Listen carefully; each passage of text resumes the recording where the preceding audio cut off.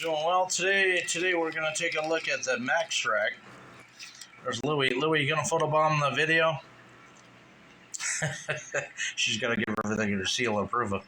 Anyways, the rim Maxtrac for GM 300s, M120s, a whole bunch of different radios, CM 200s, CDM 300s, works with a whole bunch of different Motorola Maxtracs, except the GTX series.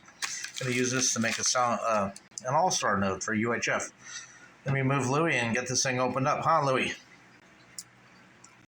So here we go. We got the GM Maxtrac board. Give you a little repeater builder decal. That's about the size of the board. It's going to plug in the 20-pin connector on the back. Got a little USB cable that's going to go over my Pi. Going to make some configurations of the software and show you those changes, but let's get this hooked up. I got my GM 300 just sitting on the speaker next to the other all-star node, my shortwave receiver. I got to keep it away. For some reason it gets too close to the 2-meter node, even though I have the antenna separated. Oh, it picks up interference. So anyways, I'm going to be using 446 100 173.8 PL tone. The board's just going to plug in right there where the little modular speaker jumper is. Let me shut the radio off.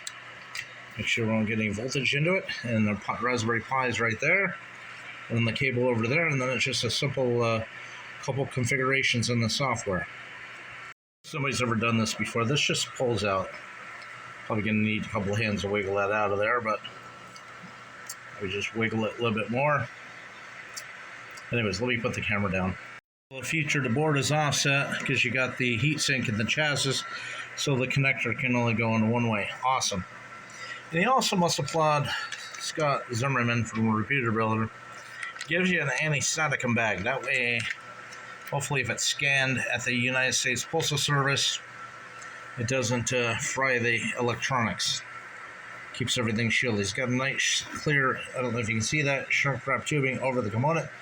Now it's just as simple as getting the USB cable undone. I do recommend getting a better high quality shielded cable, but this will work for the meantime. I'm going to plug it in there, in the back of the Pi, and then we'll go make some configuration changes. Okay, we got it plugged in, we got a green light. Oh, and just for FYI, whatever port, this is for the UHF, this is VHF.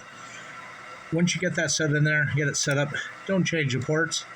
The software will have a hell of a time to screw things up. So anyways, let's get this flipped back over. The microphone turned around. And now we can go make some configuration changes.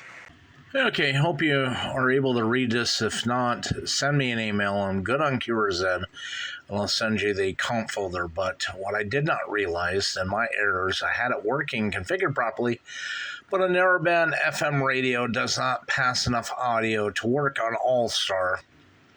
I could get another radio, use an old RIC device I have, and make a narrowband FM makeshift repeater, but anyways, a narrowband radio will not work on FM or All-Star. So all this effort, all this time, all this money spent, and yeah, I got nowhere.